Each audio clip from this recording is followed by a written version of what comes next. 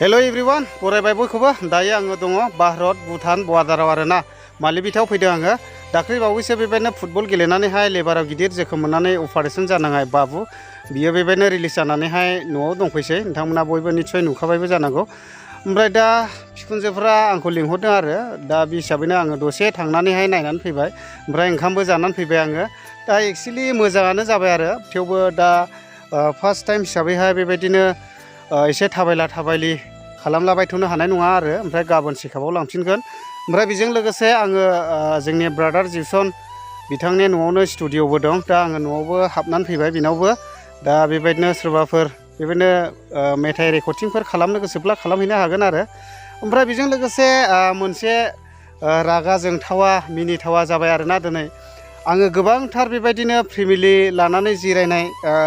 जाथि खुरमाफोरजोंबो जिरायनानैहाय माखासे भिडिअ'फोरबो नायनाय जादोंमोन दहाय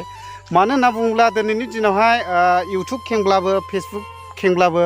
एसे लाजिथावनासो जादों आरोना खालि नाफाथि ओमफ्राय बेजों लोगोसे मिनिथाव बाथ्राया बेनो लाजिथाव बाथ्राया बेनो भाषाफोरखौहाय एसेबो स्किप खालामाखैना फुल होलांजोबदों ओमफ्राय दा नायहाङो ओमफ्राय बेबायदिनो गाज्रि रावा फैयोब्ला ओरैबायदि दाननाङो आरोखि ओरैबायदि मबाइलखौ दानस्लाब हाया भलिउम खमायस्लाब हाया बेबायदि जादों आरोना आंनि मेगनावनो बुहुत जाबाय ओमफ्राय दिनै आङो बेबायदिनो गोबांथार फेमिलि लानानैबो बे भिडिअखौ नायनायावहाय दिनैहाय ओरैबायदि लाजिथावना जादों आरोखि ना ओमफ्राय दा मा बुंबावनो आङो मालायखौबोथ' आङो मा बुंबावनो दा बेफोरबायदि जाथावनाङामोन दा बुहुत लाजिथावना बाथ्रा ओमफ्राय बियो दा मा मोखाङै इउटुबाव फैबावगोन दा बुहुत लाजिदों आरोखि आङो दा बेफोरबायदि जाथावामोन दा बर्डारा बेनो नै नायनानै लादो ओरैहाय गोजौआव इन्डिया लिरनाय दं ओमफ्राय गाहायाव भुटान आरोखि बिपि दा बेनो नै बर्डारा दा बर्डारावनो दं आरो ओमफ्राय नै बैनो जादों जाहैबाय भुटान जाहैबाय ओमफ्राय नैबेथ' थाख्लाय ओमफ्राय नै बै हाजोआ गासिबो गामि दं आरोना थारिथां होनो जायखौ बेयावहाय भुटानिसफोर दङ न' दं आरोना दा थांबाय थाला आङो दा ओरैहाय हाबहोनाय जाया ओमफ्राय नैबे लाइनाथ' गासिबो भुटानाव गोलैबाय जाहैबाय ओमफ्राय न'आ हनै बेयावबो दङ भुटानिसफोरनि न'आ नै मोजां नुहुराखै आरोना आं जुम बोबाय दा बेनो आरोना नै ओमफ्राय बिसिनिबो बेबायदिनो गय बागान ग्रिम दं आरोना सारिगिदिं गय बागान ग्रिम ओमफ्राय गोजौआव जोमै गोसोम थानायनि थाखायनो लकेसनखौ मोजां नुवाखिसै नङाब्ला क्लियार नुयोमोनब्ला नै ओरैथिंजायनि हाजोखौ नुजोबगौमोन नै ओरैहाय हाजो दंजोबोमोन ओमफ्राय आवगोलथ' हाबनो मोनोमोन दा हाबनो मोनला आरोना ओरै सिदा थाङोब्ला अमब्लिं मोनहैयो जाहैबाय जायनि फलाव अमब्लिं हाथायावबो बेरायहैनो हागौमोन ओमफ्राय दा हाबनो होथ'नाय जायाखै मेन गेटनि अनगायैहाय बेलेगजोंहाय आरोना ओरैहाय गेलेमफुंजों थाङोब्ला डकुमेन्ट श' खालामनानै नोङो हाबनो मोनगोन दा ओरैहाय हाबनो मोना आरोखि दा फुरा बिसिनि डिपार्टमेन्टनि मानसिफ्रा बेयावनो थाजोबखायो नै बैबो मोनसे बांखारखा हनै दा आर्मिफोरा बेयावबो थायो आरोना नै बांखारनिफ्राय नैबे बांखार आरोना नै बे जुम बोबाय आङो नैबे बांखार बेयावहाय आर्मिफोर दङ हनै नाहरगासिनो आरो गोजाननिफ्रायखाय मोजां नुवाखै दा एक्सुवेलि गोथौद्राय थाङोब्ला माने बादा हरगोन आरो दा बेबायदि आरो दा सोरबाफोर बेबायदिनो फैसन बायबायोब्ला आवगोलथ' बुहुद थाङोमोन नालाय अमब्लिङाव दा फैसन बायबायोब्ला सोङा हौवा हाबोब्ला माने आर्मिफ्रा लाखिगोन आरो ओमफ्राय आङो मालिबिथायाव बेरायफैनायजों लोगोसे नैबे बाबु प्रबित बसुमतारी दाखालिनिफ्रायनोथ' आं भिडिअ होबाय थाखादों ओमफ्राय दा आङो माब्रै जामारखो होननानै आङो खेबसे नायफैबावनाय जाबाय दाथ' न'आवहाय रिलिज जानानै फैबाय नालाय ओमफ्राय दा फैनायजों लोगोसे ओरैनो नायलांबाय आरो एक्सुवेलि दा अजाखिसै दा बांद्राय ने बाबु एसे साबावो नामा माने बै सुथेनाय मानायफ्रा एसे मास्लु सास्लु खेबखौ मोनबाय थागोन ओमफ्राय चेकआपआव गाबोन थांनांगौ दा ने ओमफ्राय माथो नांमारामोन बेयावलाय हान्थु ना माथो ना ए आथिंनि हान्थु नांबाय आदसा ओमफ्राय दा हान्थु नांनायावसो बेबायदिया जादों आरोखि दा ओमफ्राय जाजेननायावथ' नों जेनेबा थाल मोनस्लाबाखैमोन नामा जेनेबा बारा थाल मोनासै गरमा दा नों जोबावखादों ने बिदि जाखागोन ओमफ्राय आंथ' गैथ'वामोन नालाय नोंसिनि खेलायावहाय एसे लेट जाबोदों आङो फैनाया नालाय आं लोगो मोनसेयावनो फैगौमोन ओमफ्राय दा अजा नायनोलै आरो ओमफ्राय गाबोनहाय चेकआपआव थांगोन ने गाबोन औ दा फैनायजों लोगोसे आं खेबसे नायफैबावनाय जाहैबाय नै ओमफ्राय फैसाफ्राथ' गोबाङैनो थांबाय आरो मा बुंबावनो ओमफ्राय गोबां मानसिफ्राबो अनसुंथाइ हरबाय दा गोजोननाय जासिहरबाय अनसुंथाइ हरनायनि थाखायहाय दा बेबायदि आरो नै आफायाबो ओरैहाय खामानि मावगासिनो दङ दुब्लिनि खामानि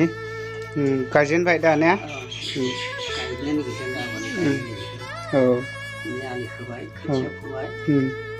दा इसोरनि अननायावहाय मोजां जाबाय आरो हरजायाखिसै मोजां जाबाय रायजो राजाफ्राबो मदद होबाय बेजोंनो एसे रैखा मोनबाय आरो रेहाय मोनबाय हामबाय होनदों ओमफ्राय लोगोफोर आङो दायो मालिबिथायाव फैनायजों लोगोसे जोंना नै ब्रादार दङ जिउसन नार्जारि दा बे ब्रादारनि न'आवहाय दंफैयो आरो आङो ओमफ्राय बे न'आवनो बेबायदि स्टुडिअ दं आरो नै जायफोरा बेबायदिनो मेथाइ रेकर्डिंफोर खालामनो गोसो एबा गोबांथार माबा मोनसे भइस डाबिंफोर खालामनो गोसोब्लाबो बेयाव मावजोबनाय जायो आरोना दा नोंथांमोनाबो निस्सय सोरबाफोर बानायनो गोसोब्ला बानायफैनो हागोन आरो लकेलावनो दङ बे ब्रादारनिनो दा बर्थमान सोलिगासिनो दा ने औ दा मथा मथि गोबाङानो बानायफैगासिनो दङ औ ओमफ्राय मेथाइफ्राथ' बहुद मोजां मोजां मिउजिकफोरखौबो बानायो बे ब्रादारानो दा बेबायदि आरो सोरबाफोर निस्सय बानायनो गोसोब्ला आरामसे फैनानै बानायफैनो हागोन ओरैबायदि मोजां नै बेरे बिदैया साल्ला गुस्थि सिथाबलायखायो नै बेरे बिदै आरोना गोदैनो बेरे खंख्रमा औ ओमफ्राय हाग्रानि मैगङा फेभरेटल' दं नै बे जादों जाहैबाय थास' आथिं आरोना ओमफ्राय दासान्दि आंनि फेभरेट ओंख्रिया नै बेनो थास' बिबार नैबेयावबो दङ बरथिकनो नै आब'नि औ ओमफ्राय नैबे गराइ बिदै आरो अपारेसन खालामगासिनो दङ थारमाने फुल फाना आरो ओमफ्राय नैबे जोगोनारखौबो अपारेसन खालामनानैसो फानो आरो दा मानो होनना बुङोब्ला अपारेसन खालामनानै फानब्ला साबसिन आरो दा बेनिखायनो औ दा बेनिखायनो अपारेसन खालामना फाननांगौ गोनां आरो औ दा फैबाय जेला बाजारखौबो बेरायनानै थांनोसै बेनो जादों जाहैबाय भारत भुटान बर्डाराव थानाय मालिबिथा बाजार आरोखि मोजांथार बाजारा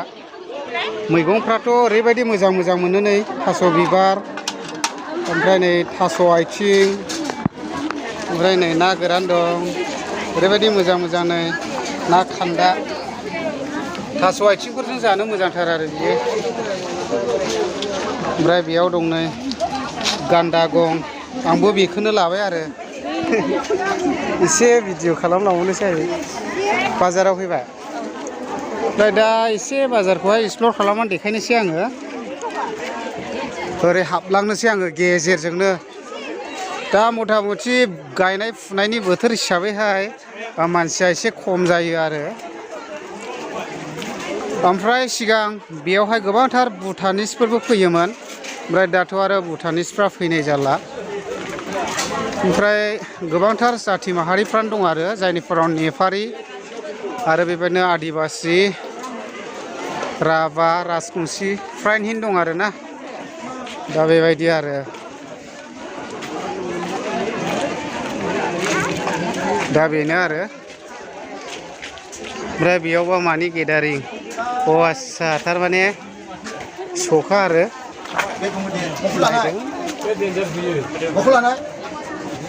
बहाय खुनु गेसनि थाखायहाय गैयैफोरनि थाखायसो बहाय बे ओंखारदों बे बुस्थुखौ लांब्ला पाब्लिकफ्रा बिराद मोजां सहाय गेसा नोङो 12.5 खालाय होनानै बे अनलि 3200 गारलानो नोङो सार्ज होबाय था कारेन्टआव सोबाय था गैयैफोरनि थाखायसो लादों बेखौ बल नाङा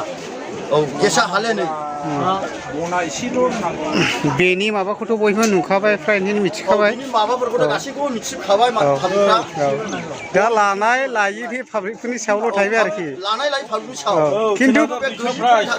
खिन्थु फेसिलिटिफ्रालाय मोजां आरो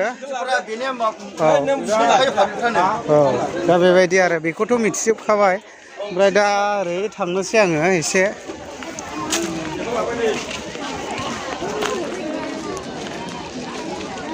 आसान दखान मा दखान मिनिदों नै आब'मोना दे आइ दे बिखुनजो गोजाथारलै आंने मालिबिथा बाजाराव ओरैबायदि न'नि मानसि गोजाथार दा बेफोरो आसान दखान मा दखान आरो ओमफ्राय नै बायदिसिना बेफोरखौथ' हेबो बोरैबा बोरैबि आंथ' हेबनोबो रोङा दा बेबायदि आरो